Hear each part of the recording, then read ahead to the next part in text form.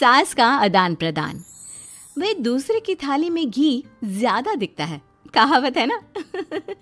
तो उसी कहावत से प्रेरित होकर ये कहानी सुने। मीरा अपनी सहेली सीमा से कहती है, क्या रे सीमा, तेरे जैसी सास भगवान सबको दे। कोई रोक टोक नहीं, कोई बोलियां नहीं, आराम से रहती है और आराम से रहने देती है। एक मेरी सास है। माना कोई रोक टोक नहीं है, लेकिन दूसरी कई परेशानियां हैं जो मेरी सास के साथ है, तू नहीं समझेगी। चल अच्छा रखती हूँ, ननद आई है, उसकी खातिरदारी करनी है। मीरा सीमा की सास से काफी इम्प्रेस रहती है। फिर एक दिन सीमा मीरा के घर किसी काम से जाती है। मीरा की सास कहती है, हाँ भाई सीमा, क्या करने आई है? घर में कोई काम धाम नहीं है क्या? सीमा को तो शौक लगता है, ऐसे कोई कैसे बोल सकता है। आंटी, मैं कौन सा कुछ लेने आई हूँ, देने ही तो आई हूँ। ये अचार बनाया था। तभी मीरा आ जाती है। अरे तू अचार लाई है? तेरी सास ने कुछ कहा नहीं? यहाँ मेरे घर पर तो सामान सड़ जाए, लेकिन मेरी सास मजाल है किसी को चवन्नी भी देने दे। अरे क्यों ना बचाऊं चवन्नी, मेरे बेटे की मेहनत की कमाई है। तेरे भरोसे रहूं तो सब लुटा दे। अब ले ले अचार उससे और दफा कर। मीरा सीमा से अचार लेकर उसे बाहर तक छोड़ने जाती है। अरे यार, तेरी सास तो बहुत अच्छी है। क्या बात कर रही है? कितनी तो बेइज्जती करती तेरी, लेकिन फिर भी तुझे मेरी सास अच्छी लगी। मेरे घर आजा कभी, मेरी सास को देखेगी ना तब पता चलेगा। अरे इससे ज्यादा बुरा क्या हो सकता है। जरूर आऊंगी मैं तेरे घर, लेकिन मैं कुछ लेकर नहीं आ सकती। हाँ, देख रही है ना मेरी सास का हाल। हाँ हाँ, कुछ न लाना, मैं तो कहती हूँ खाली झोला ले आना बस। सीमा चली जाती है। फिर क्या, दोनों अपने काम में लग जाती हैं। लेकिन एक रोज न जाने क्या होता है, मीरा सीमा के घर आती है। सीमा की सास कहती है, अरे सीमा, देख तो कौन आया है, तेरी सहेली मीरा। मीरा, आज कैसे यहाँ पर? आजा आजा। और ये हाथ में क्या है तेरे? क्या मतलब? कुछ नहीं आंटी जी, ये तो खाली थैला है। वो क्या है ना, मंडी जा रही थी तो सोचा मीरा से मिलती चलूं।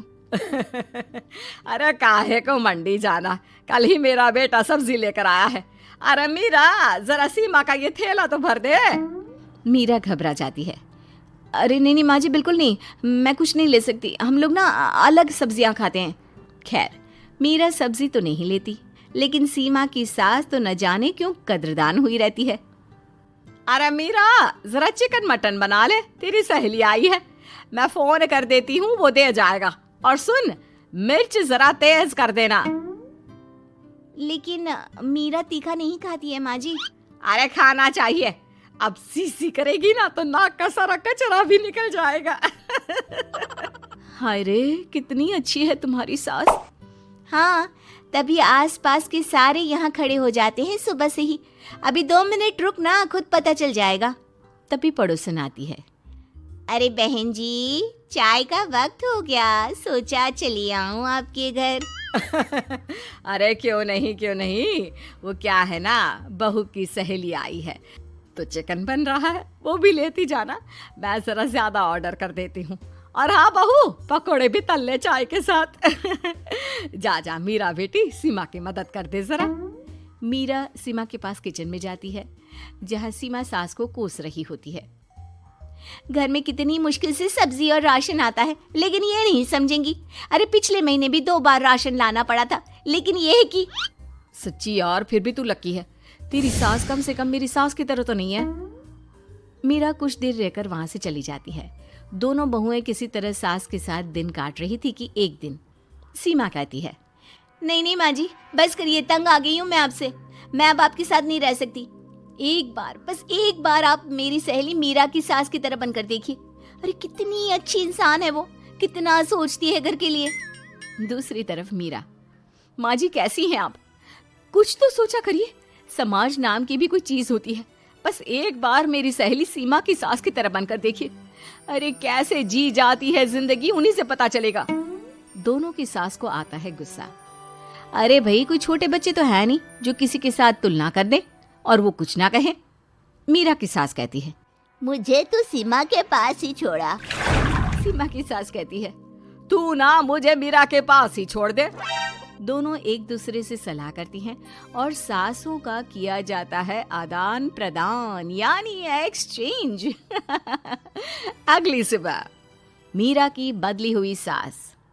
अरे मीरा, मेरी बेटी आ रही है। मीरा को तो आदत थी कि घर का कोई भी आए दमड़ी ना निकले, ना कुछ बनाना ना कोई लेन देन। अच्छा माँ जी ठीक है, कोई बात नहीं।